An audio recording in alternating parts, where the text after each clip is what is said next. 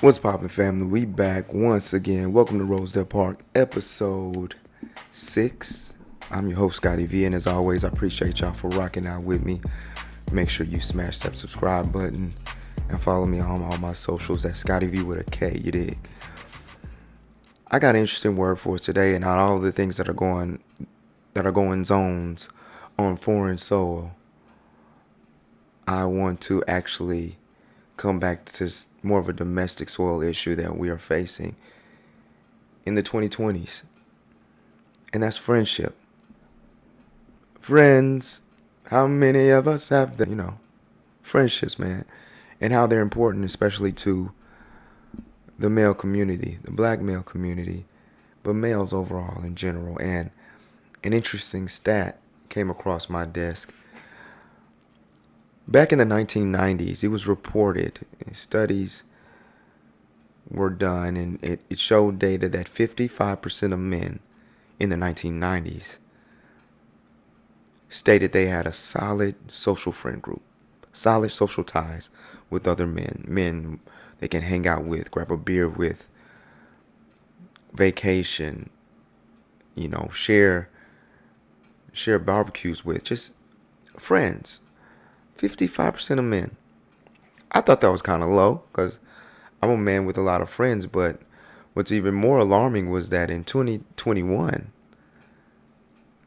a similar study was done, and only 27% of men in 2021 state they have a solid social friend group, solid social ties. And I wouldn't call that troubling, but it's worrisome. What's happening? Why is friendship not looked at the same as it was almost 30 years ago? Well, literally 30 years ago. Friends are important, especially to men. And one of the reasons why that is good, solid social ties, friendships with other men that are solid. Again, I have to reinforce the word solid. Real ones. Real friends, they're very important because they don't require as much maintenance and consistency of communication as maybe your relationship with your lady will, or your significant other, your partner. They don't require that much maintenance. Now, maybe your friends do. My friends don't. We kind of accept what is what is. And as you get older, I rarely see my friends. Just to be honest with you, my friends stay all over the state of Texas. And even the ones that stay in the Metroplex, man. We grown, man. We got jobs. We have careers. We have goals. We have children. We have families. And, we want to be great in our relationships. We want to be great in all these other areas. And when you know you have a solid social friend group, solid brothers around you, a tight circle, nobody's going to be upset that you're busy. At least nobody should. That just doesn't happen to me. I am in tight circles with some very successful men. And their friendship it means a lot to me, and it doesn't require as much maintenance as I was saying, and there's no pressure in it. There is no pressure in any of my friendships. We set expectations for one another, but it's just an expectation, and we're willing to help one another. It's really a pour, constantly pouring, but it doesn't look like that from the outside in. And I can understand that the ladies kind of think it's bromance when it's really just solid friendship. I don't rather be with my friends than be with my lady, but yes, I do show a different type of joy with my friends because I never see them. And when I'm with them, there's no pressure. I can't be wrong if I ain't done nothing wrong. Like, it's almost as if you can turn your brain off and just instantly go into a free space. As you get older, men tend to slow down on the two mans. I know that's real popular right now, going on these missions with when you're single and you jumping out there. You at the bars, you at the clubs, you at the pool parties, you get the get-togethers, kickbacks, whatever you call them now. As you get older, man, you start focusing on your career, focus on getting your money, your businesses, whatever it is. Hanging with your friends becomes more essential in a different way. It ain't always the type of fun you have is different. Like, you give me some of my close friends and just break out the dominoes. We gonna have us a good old time talking shit, sharing some food, and it may never get past talking about the game, talking about music, but sometimes it might.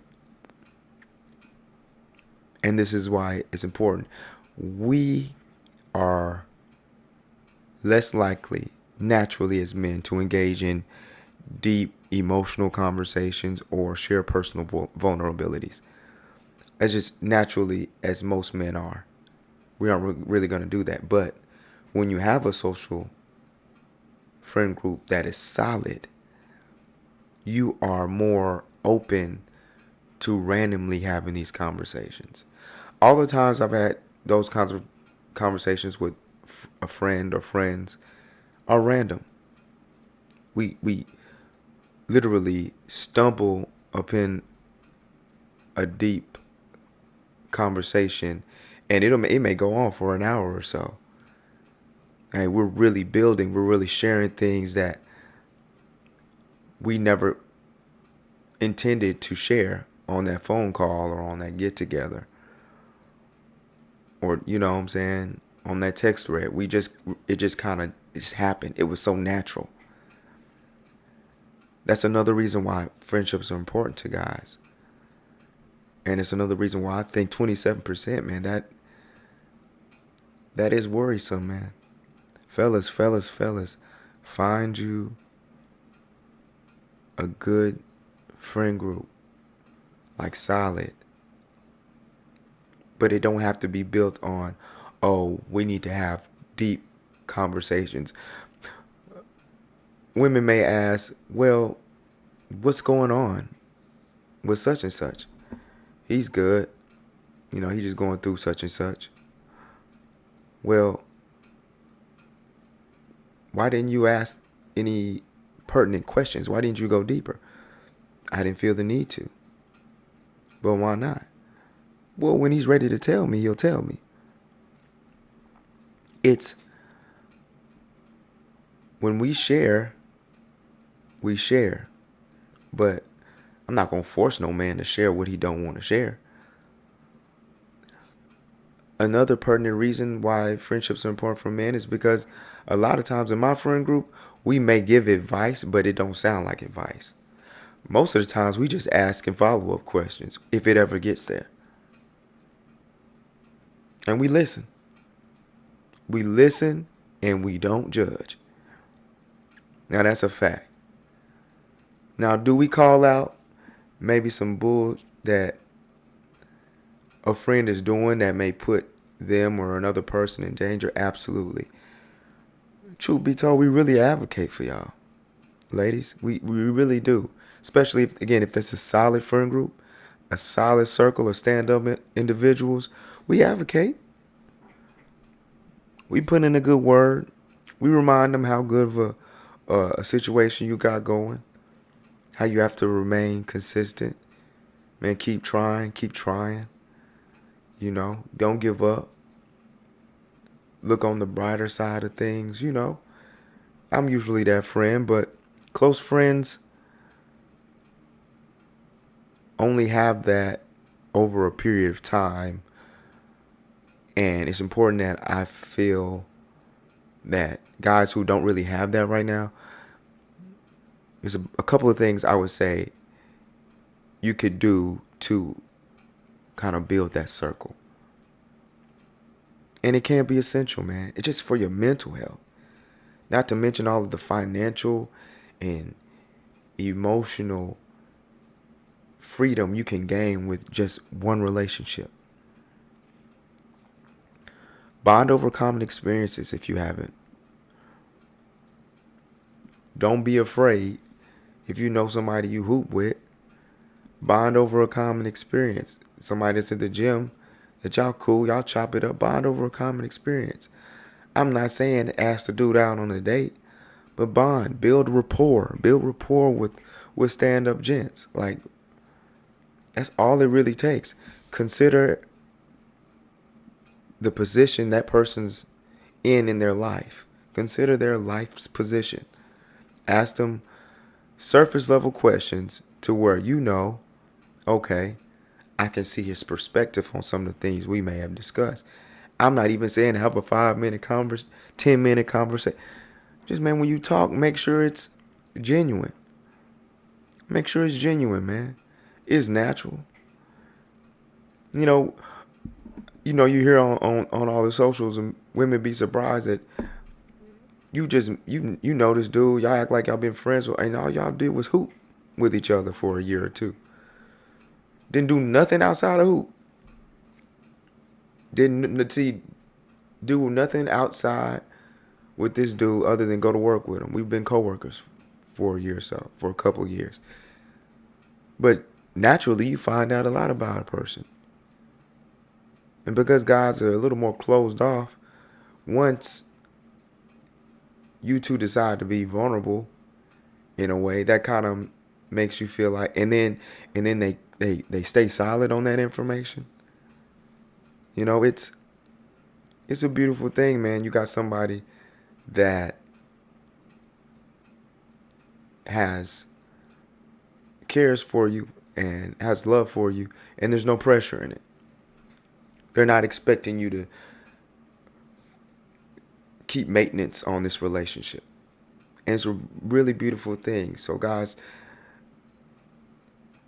let's focus on friendships. Let's cultivate the friendships we have. Let's cultivate the friendships that we have. Let's cherish them. Folk die every day, B. So while we got each other, let's let each other know. Let's share with each other how much you care for them. That calling your homeboy to say goodnight, that was a funny trend, man. I died on that. Because it's truth in it, but at the same time, man, we show love differently. Ask your boy if he's good. And if he say he good, if you don't think he good, remind him, yo, if you need me, my nigga, just hit me. Just hit me, bro. The you good really can open up doors. It can really reassure some brothers who going through hard times right now. A lot of us are going through hard times. If you ain't in a storm, you coming out of a storm, or you going into a storm. So just keep in that mind when you talking to your friends, brothers, like, we really need each other now more than ever. Not only to hold each other accountable to do right by folks, to do right by women, but to do right by for yourself. Do right by yourself. Let's make sure that we're taking care of those friendships so that person knows that we care about them taking care of themselves. And that's a tongue twister for your ass, man. But it's serious. And we got to raise that number, that percentage, man. Reach out, a helping hand. Revitalize relationships that may have fallen off. If they're not toxic, we ain't gonna be in no toxic nonsense.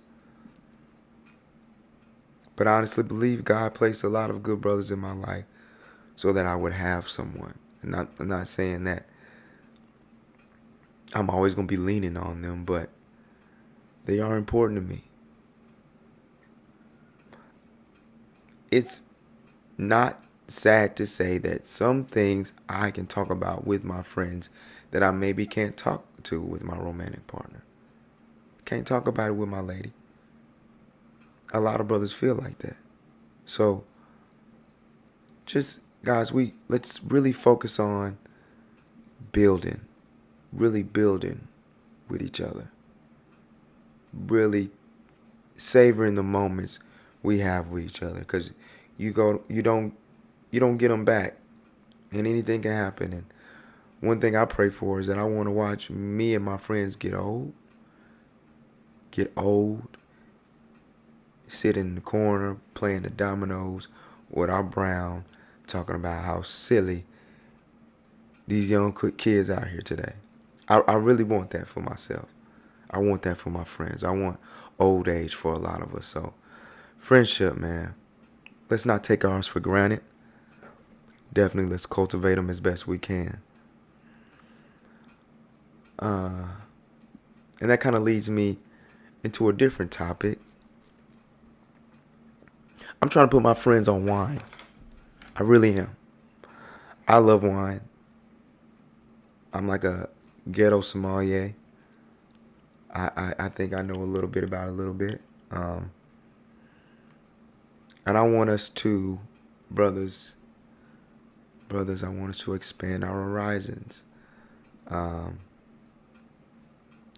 glass of red wine in moderation it's good for heart health. And I've heard from one of my coworkers from San Francisco, he's a white guy. He said, man, it makes y'all look younger. I had a guy, he was telling me about these guys he hung out with in San Francisco, and he was like, bro, they drank wine, of course in moderation, sometimes not, but I looked older as the years went on, and they looked the same. I'm not saying it's a magical elixir. I'm saying we have to open our minds towards having a good wine selection. If not in your house, that you know what to pick from when you go to a restaurant or something. And it makes you look sexy.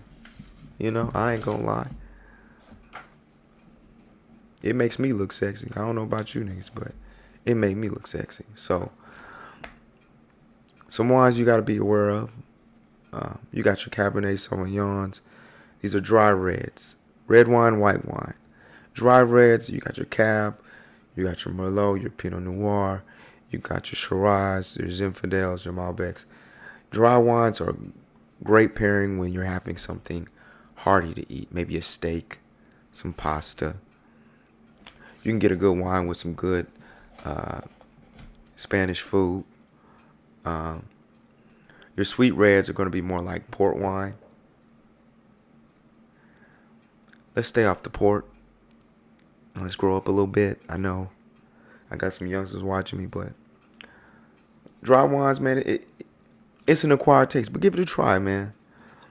If you want to go more white wine, it's a little sweet, and if the black community struggles with our diabetes and high blood pressure, it's a little sweet.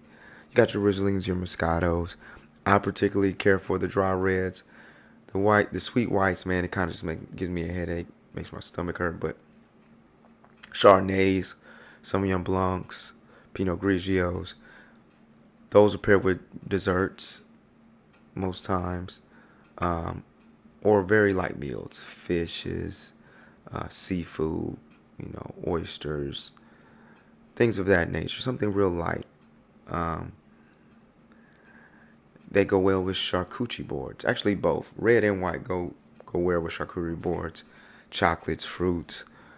You get points, man. I'm not gonna lie, it's worked for me more than once. Pulling out the wine instead of pulling out the tequila. Ain't nothing wrong with tequila, man. If that's the kind of night you want to have, but wine, man. We gotta tap in. I'm gonna on to the next episode with some of my favorites. But tap in with the wine, man. Red, white, figure out what you like. And, just when you pour a glass and you hold it by the stem, of course. I mean, it almost gives you a superpower. Like, who are you? You know what I'm saying? Because they don't expect black men to be cultured like that, man. And when you know your wine, man, it says something about you, man.